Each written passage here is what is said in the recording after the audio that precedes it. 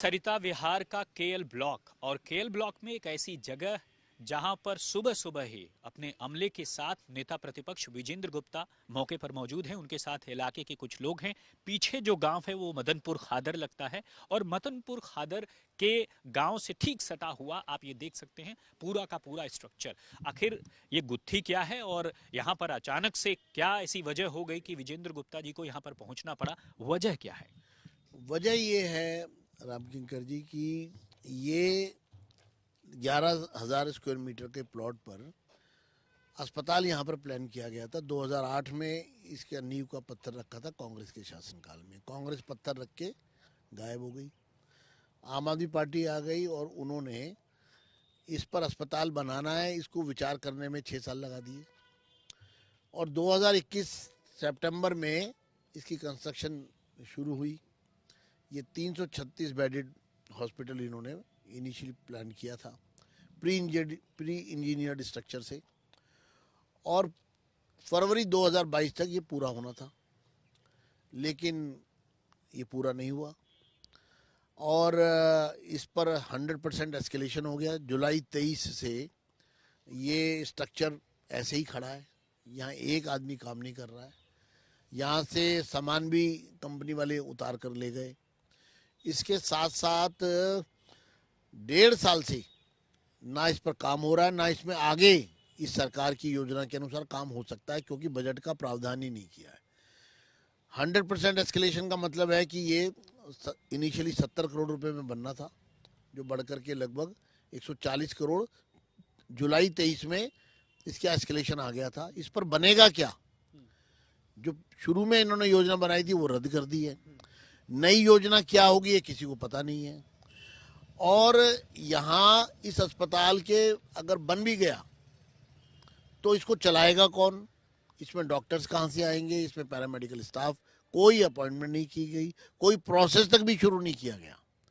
दवाइयों के लिए, मशीनों के लिए, इसमें जो मशीनें लगनी है उसके लिए कोई प्रोसेस शुरू नहीं किया गया। उसकी खरीदने के बारे में कोई विचार नहीं किया गया। सिर्फ और सिर्फ कंस्ट्रक्शन की गई है और वो भी सब विवाद में चली गई, आर्बिट्रेशन में चली गई।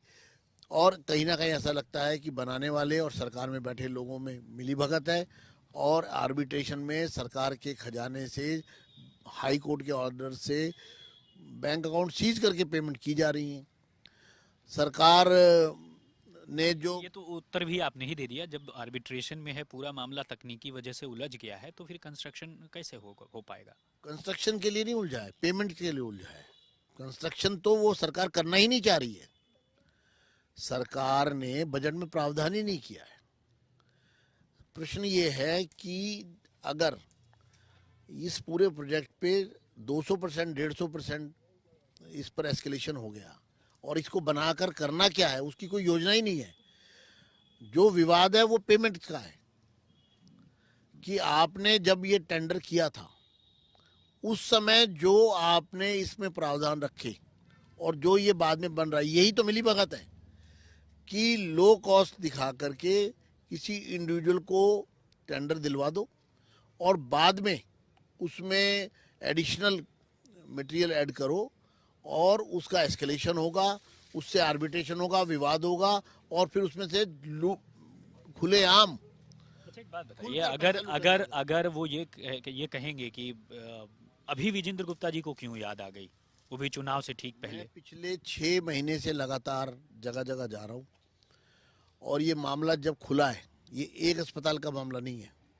ऐसे दिल्ली में 24 खंडर खड़े हैं, दिल्ली सरकार के 24 खंडर इसी प्रकार के खड़े हैं, जिन पर सालाना खर्चा कंस्ट्रक्शन के लगभग 10,000 करोड़, जो बढ़कर के मैंने बताया 100% होगी, 5,000 करोड़ से 10,000 करोड़ हो गई और जिनको चलाने के लिए 5,000 करोड़ रुपए सालाना चाहिए, जिसके लिए सत्र विधानसभा के सत्र में क्या आप ये मुद्दे को उठाएंगे? उठाया, हमने उठाया, हमें इजाजत नहीं दी गई, हमें मार्शलों से बाहर निकाला गया।